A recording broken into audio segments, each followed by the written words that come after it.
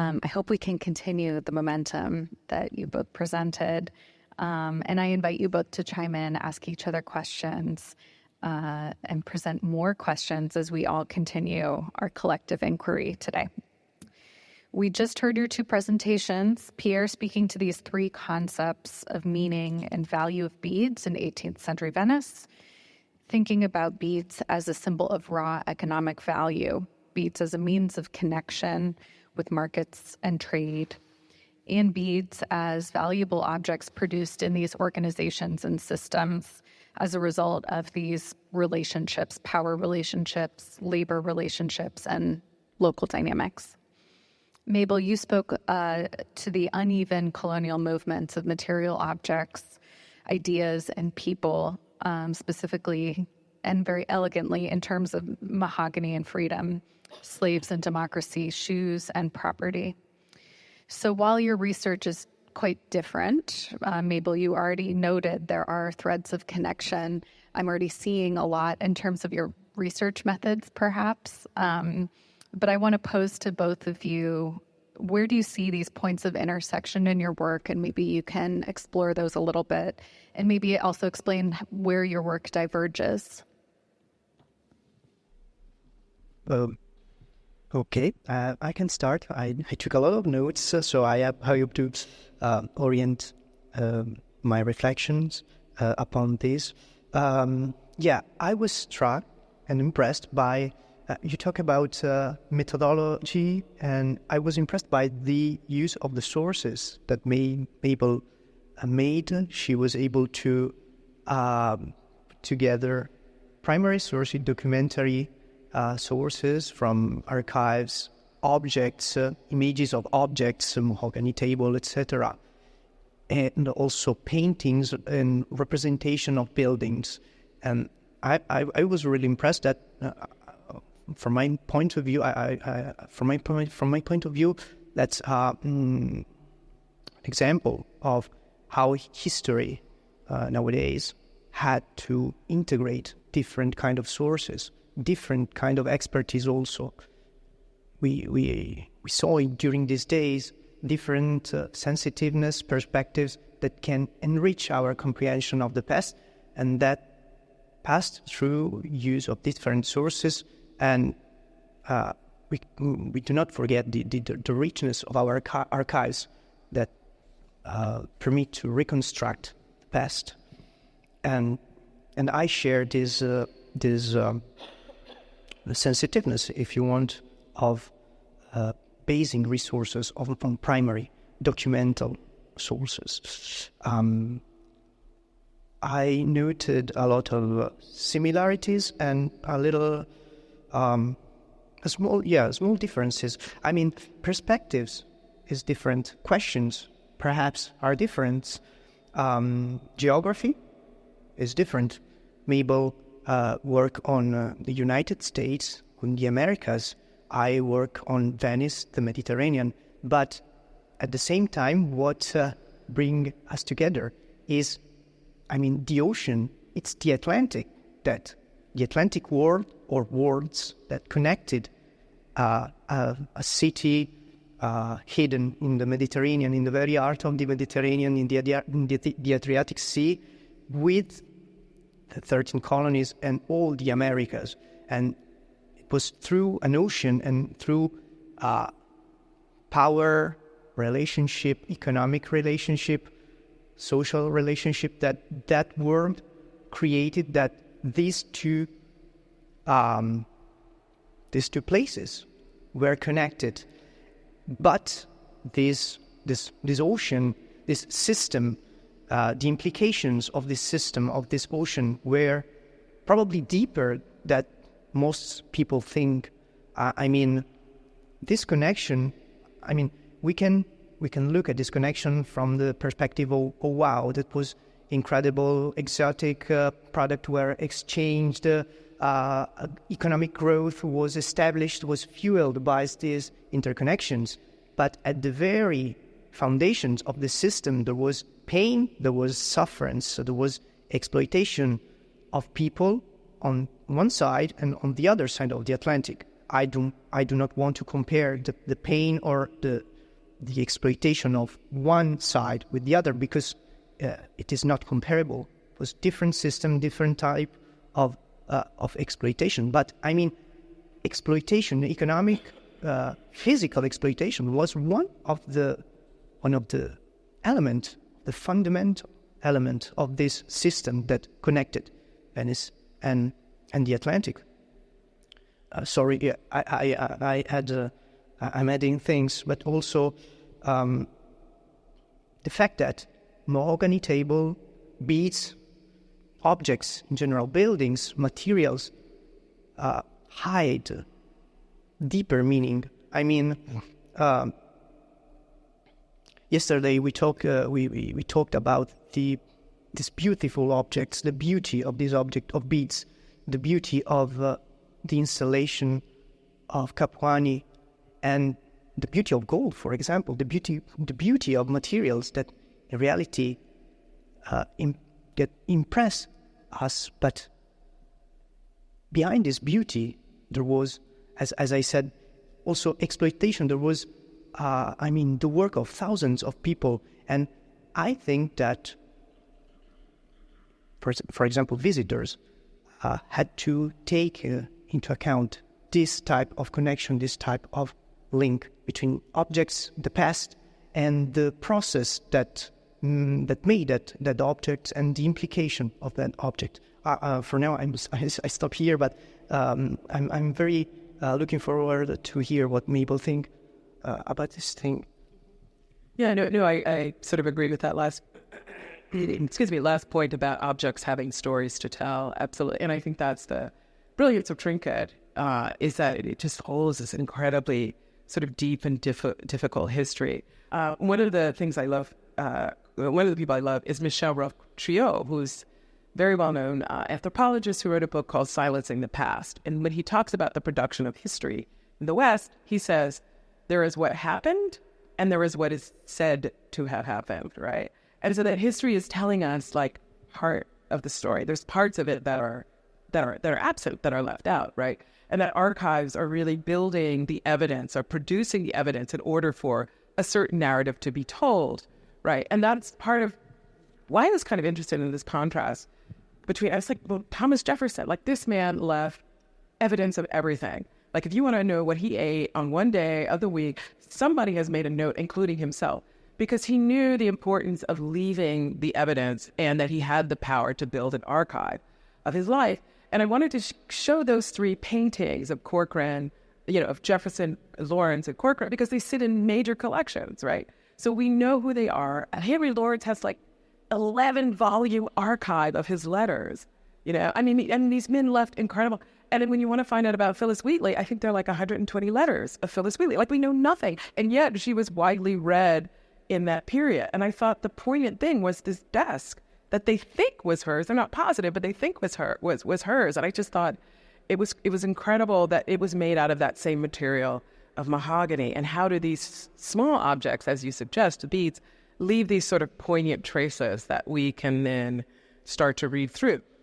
But I can tell you they make those traces very hard to find, because that invoice that I showed you was buried not in the main record group in the National Archives in Washington, D.C., where it should have been. It was in a completely different record group because it showed who profited from renting out their enslaved people, right? And I think in the beginning of the 20th century, somebody took all those invoices and moved them to a separate file so that they would be purposefully hard to find.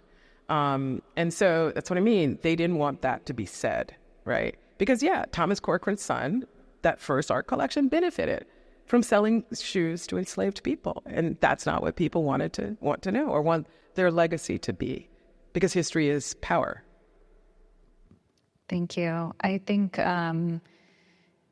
these invisible histories, thinking about the invisible labor behind these structures, the technical skills, the specialized knowledge that maybe, wasn't acknowledged at the time that you're both digging for, associated with craft and trade goods and the built environment. How has that labor persisted to be hidden? And has that changed at all? Like, have we have we learned? Have we learned how? I mean, from my vantage point, this is showing us why representation is so important in the work that we're doing now, and the work that Kapwani is doing. But maybe you both can speak to these hidden histories and how it may have changed and what we can learn from these things.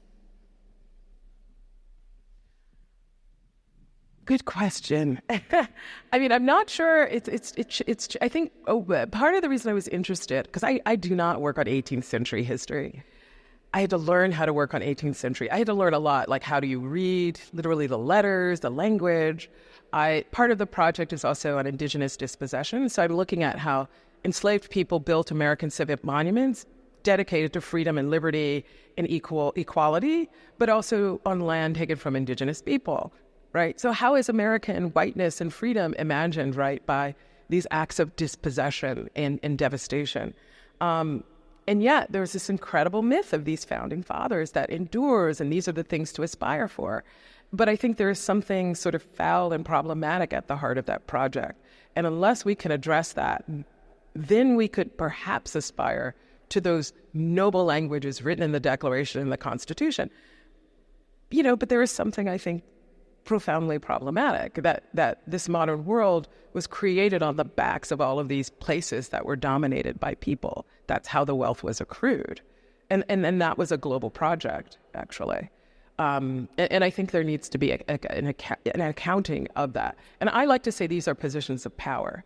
It's not that one is white, it's one takes a position of whiteness, and those are different things. It's not that one is a man and a patriarch, when a woman can take a position of patriarchy. It's about a power relation. And I think until we undo those power relations, we're going to have to undo those power relations, because we won't survive as a species. We're extracting too much, and it's making our habitat as humans inhabitable.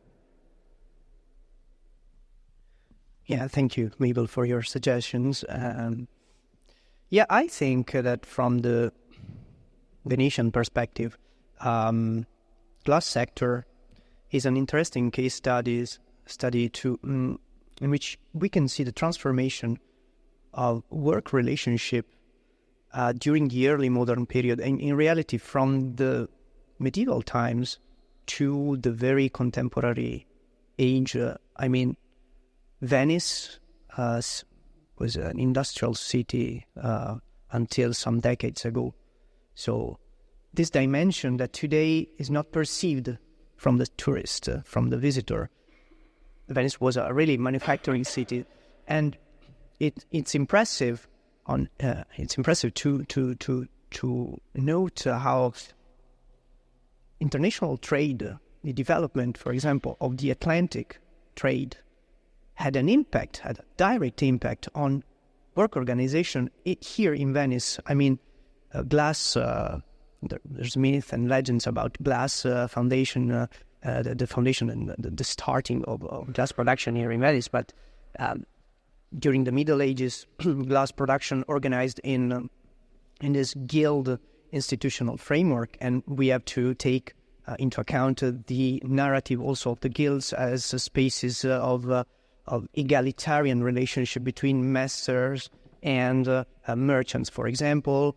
In the context of the early modern economic philosophy, etc., but still, even if we take into account this type of image of guilds, we see a real transformation of work organization between the Middle Ages and the 18th century, that continued also in the 19th century and the 20th century, even if industrialization came in the glass sector here in Venice.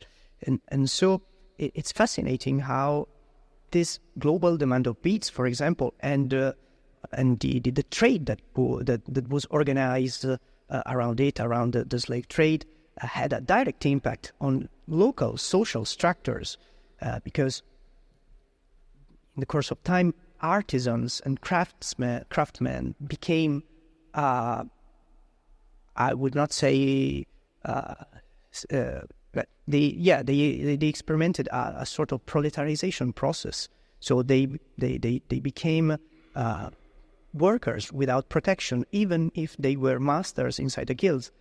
And then you have all the side of women workforce and the introduction of hundreds of women, also immigrants, sure, from Friuli, from Venetian mainlands, that collaborate in that was exploited and collaborate in this production. So we can see the real impact of the modern system of production here in Venice, and how this was based on also on exploitation of workforce and on inegalities and on relationship between merchants who became entrepreneurs, international entrepreneurs that were able to establish a direct link with slave traders in Lisbon, in Liverpool, and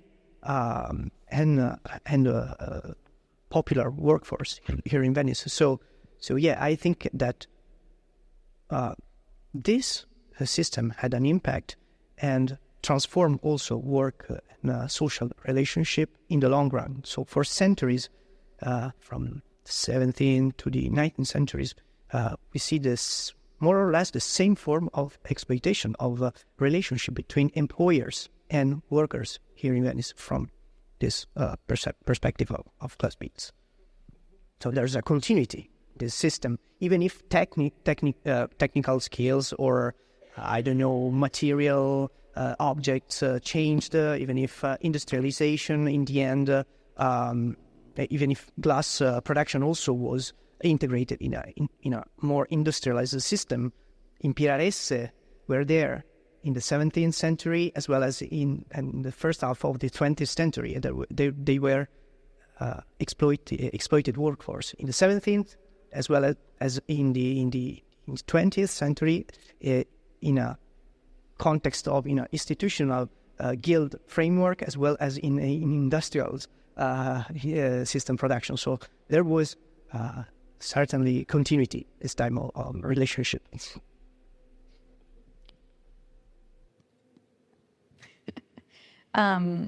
So thank you. I think it's really clear in this conversation the nuance and complexity of this work that you're both uncovering. I know that throughout the symposium, and a lot of times these binaries are presented, the known, the unknown.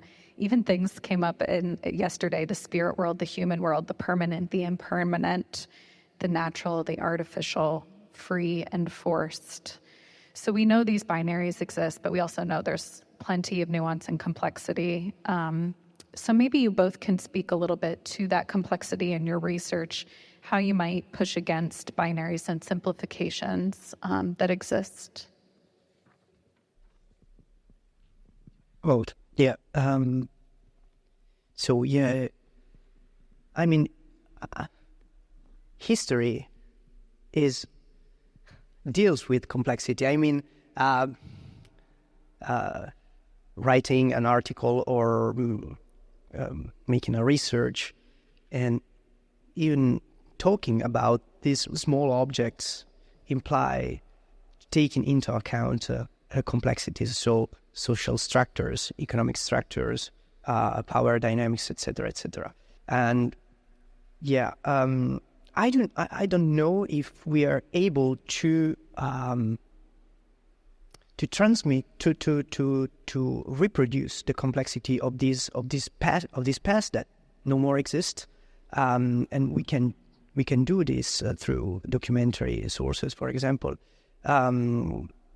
But yeah, for me, the real point is that since that just some decades ago, for example, small objects like beads and objects in general were not considered as themes, as issues in historiography, and even slavery.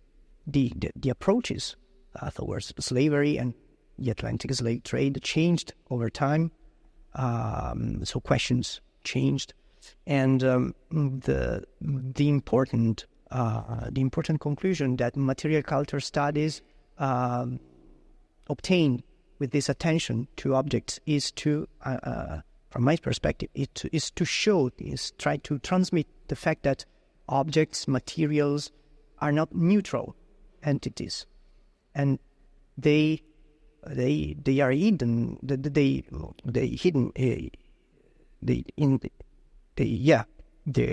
hide dynamics, stories, as Mabel told previously. And so we have, even if we think about history, about a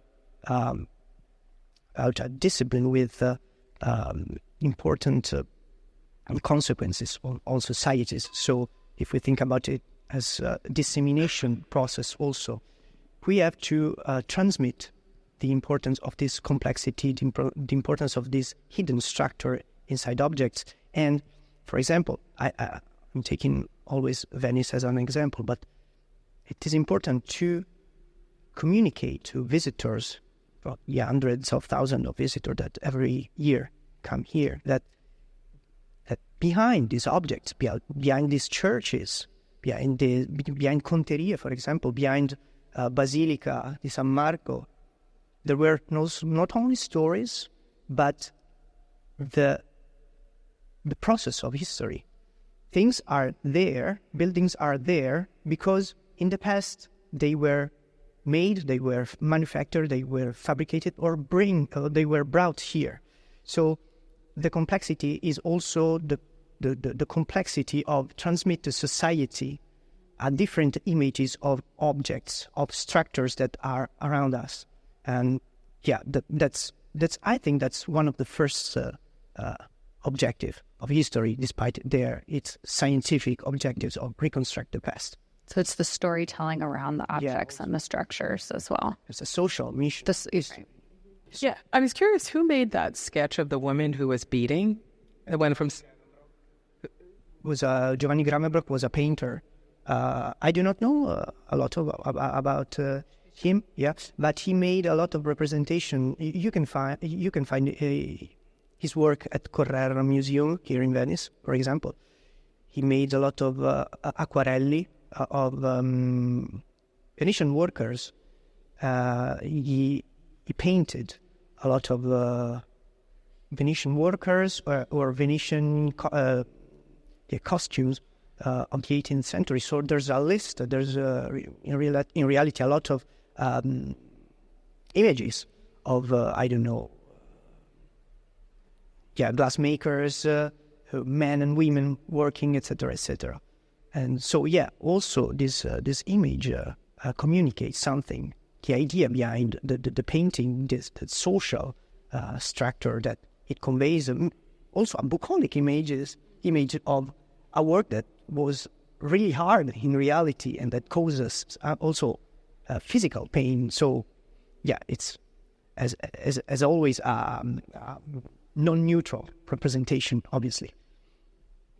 Yeah, I mean, I thought this was interesting in comparison to the Canaletto, which circulated widely, and but that this is this kind of moment, almost ethnographic, in a way, right? Observing what was there and then sort of capturing. So we see, there's so many ways in which this dress, who was she? What does it say about her class? Where what she is wearing may have come from. And I feel like these are the things that can tell us a lot about how everyday life unfolded, right? In ways that, yes, there's stuff in the Canaletto, but who knows what's producing out of an atelier all those paintings, right? And I find this one really fascinating. And also in comparison with the photo that was projected yesterday of Imperiales in Venetian Calli in the 19th or 20th century, and we saw in this comparison the continuity also of this work and also of the exploitation that I mentioned before. That was so. Even if capitalism and industrialization accelerated process, a phenomenon, there was something that never changed, and in this case was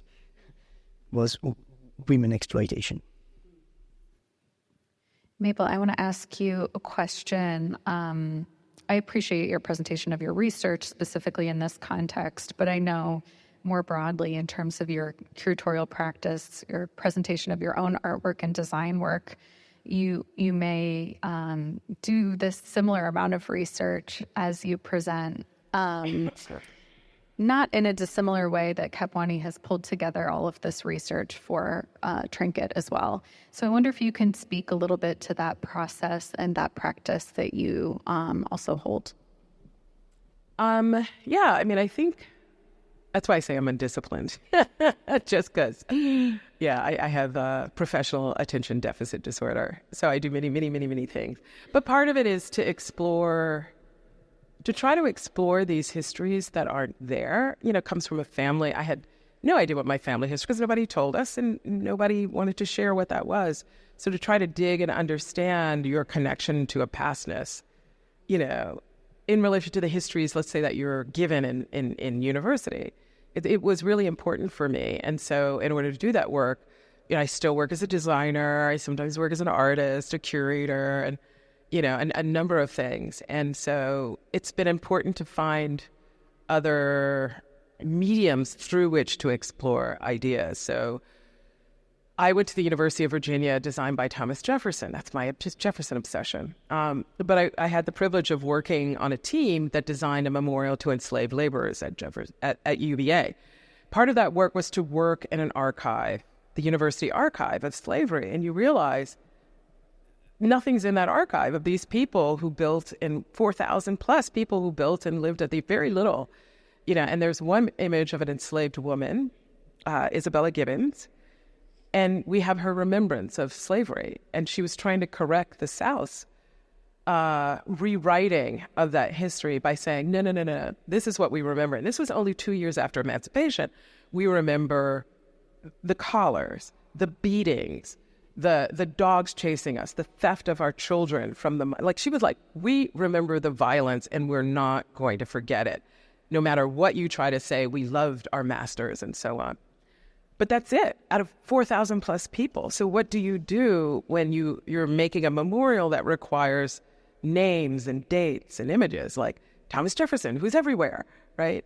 You know, who's left traces everywhere. So you have to start to be inventive and creative around that. And that's some of the things that we did at the memorial, which was to do a kind of provisional mark making. And then last year at the Architecture Biennale, we did, my collaborators and I, we did a sound video piece about the archive saying, okay, so suppose if it's not in stone, could we do it in image and sound to say that maybe not being known in the archive is a space of freedom? And so the sound, we use sound and light to explore that. And so, you know, that helped me start to think about form and meaning that I now take back into my research. So I think there's and I think it's funny, but there's a cycle through which you're researching and doing archival work, but you're also questioning these institutions and what you're finding and what it means. And I think there's always that aha moment. When I saw that Corcoran invoice, I was like, wait a minute, that can't be. And he's selling shoes. And it really helped me understand, even in that invoice, how there is this repetition of devaluation of Harry.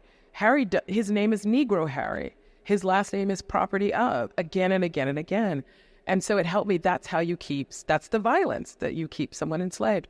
So finding those aha moments are really, really, I think, important in the work. And I think I'm just going to jump on your neck. You had something very similar in like why you started doing all this work on beads, right?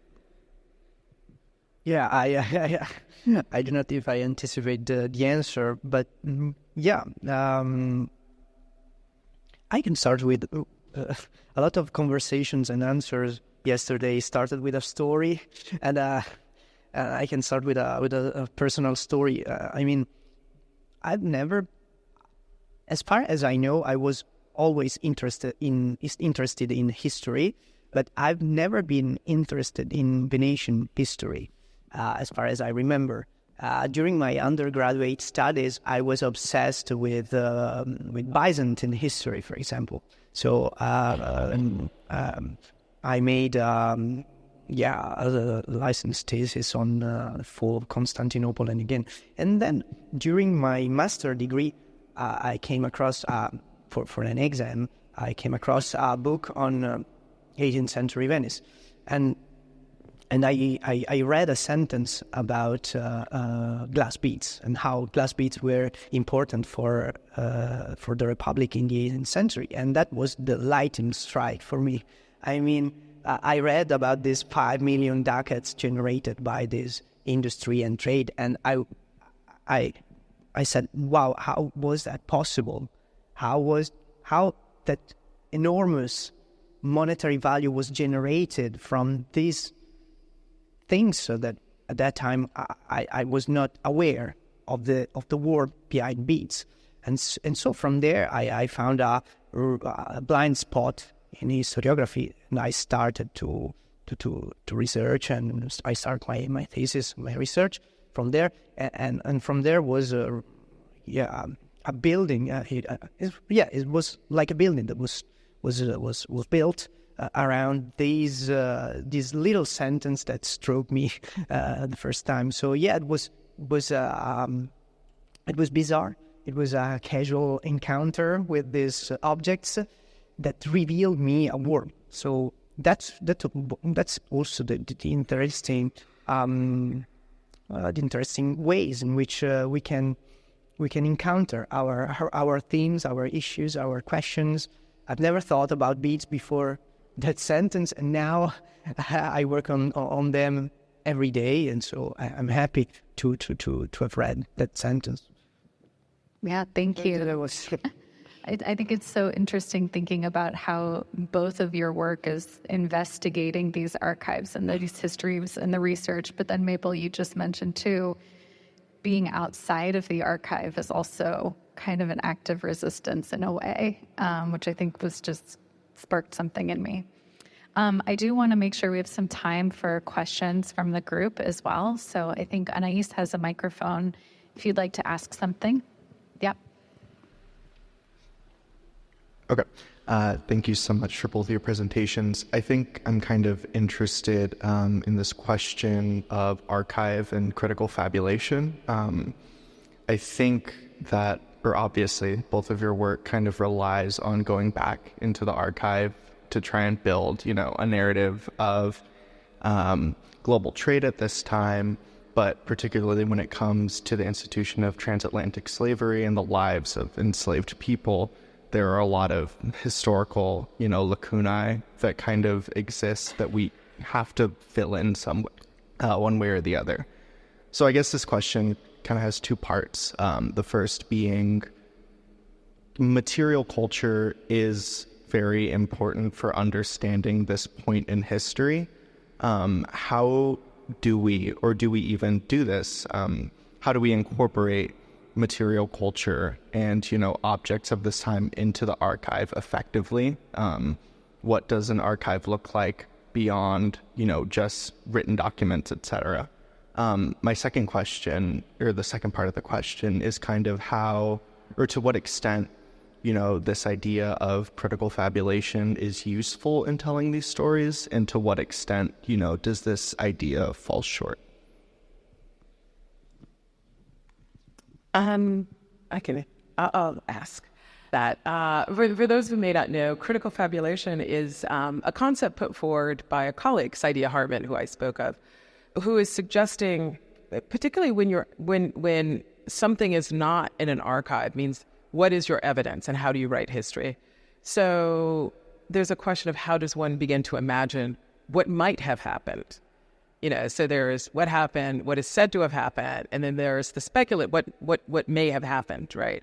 And it can be, I think the what may have happened can be quite useful when the absence of evidence is there, so that you it becomes speculative, but could become one possible narrative, because all histories are literally pieced together. It's what is said to have happened. It's not everything that has happened in that moment. So I think it can be very helpful. I mean, the part, that I spoke about on Lawrence, and then on the part on the shoes, the way I approached that chapter, which is a very difficult chapter, because I knew there was going to be no evidence of enslaved people who built, two-thirds of the workforce who built the U.S. Capitol was enslaved. But the evidence is just completely absent. I mean, it's just gone. And so you have to start to imagine what that is. And it took a long time to find it. But curiously enough, I found, very, very similar to what Pierre Niccolò showed, I found a watercolor by a French aristocratic immigrant from 1817 that showed a street scene of Washington, D.C. Happened to show a number of buildings that I wanted to see. There were people on the street. I mean, it was a very almost ethnographic portrayal, and it became for me a way into that document. But it's difficult. This was the challenge at the memorial.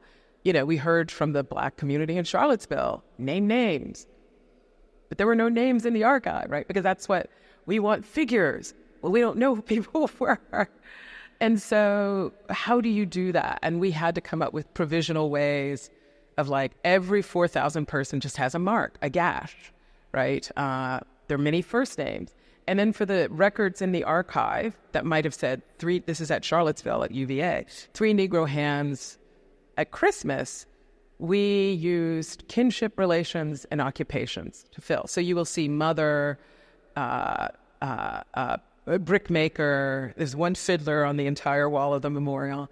So it started to create a kind of genealogical cloud, and we changed the form rather than vertical rows of names, which simply replicates the ledger.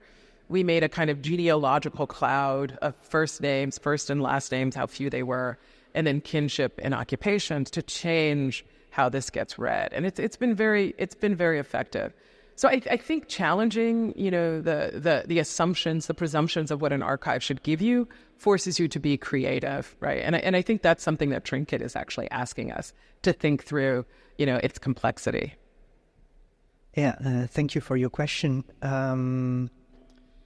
I think that, this question is very useful for shed some lights maybe on historical methodology and different type of historical methodology, because my own perspective is a very Italian and French approach to history, on how we build history, on how we reconstruct and interpret history. I mean, personally, I am guided by questions and problématique and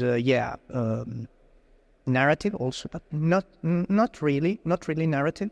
But at the very heart of my work, there are primary sources. So it's from primary sources that I can build my work, from documental primary sources.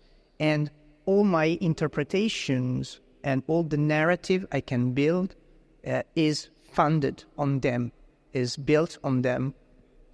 It's a personal point of view. It's as I said, it's a very Italian, it's traditional, and French also, and continental methodology. But from my perspective, history is built around primary sources. So the archives, what we found there, it's the very heart of our work.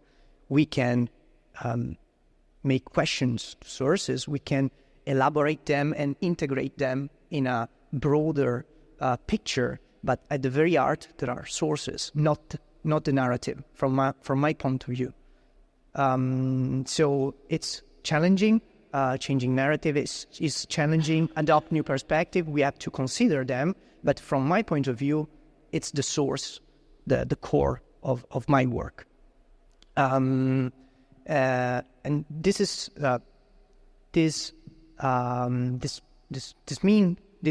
do not mean that we shall not take into account and consider different perspective, and the evolution of historiography, and the obvious evolution of questions that we pose, and the evolution of our sensitiveness towards problems, issues, and social issues and problems also. But what I'm saying, my perspective on history, on how we of this job, of this work, is an artisanal work of patching together pieces that arrive from the past.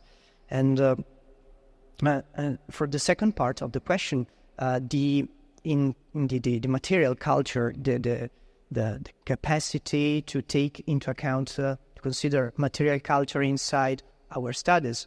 Sometimes that's anecdotal, but sometimes, for example, in Venetian archives, we found inside letters, inside boxes, we found little pieces of textiles, for example. So the real material object that came from the 18th century, we see in similar documents of catalogs or bead books, so commercial letters that include little stripes of silk textile, silk fabric that was sent to correspondents on partners on other places to see to in order to show them how we can make them and how we can sell them, etc. So there's, if you want a fascinating side of finding these materials, these objects inside the archive. But the other issue is to collaborate with different with different people. I mean, I'm not. I make a practical example.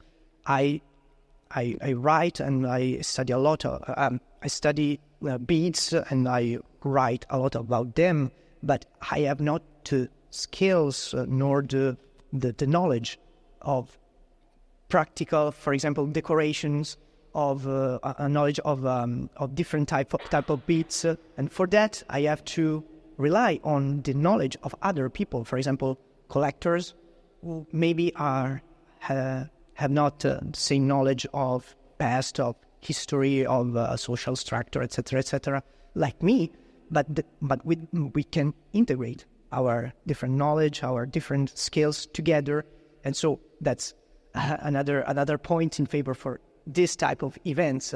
I mean, history today has to be built around different fields and different knowledge coming from different people. So I integrate material culture through the knowledge of and the help of other people, other scientists, or other type of people. Thank you. That was a great question. Thank you. Unfortunately, I think we do have to wrap up, but I want to thank you both, Mabel O. Wilson and Pierre Niccolò Sofia, for your insight, for your knowledge sharing, your generosity in this moment. Thank you again. Thank you very much.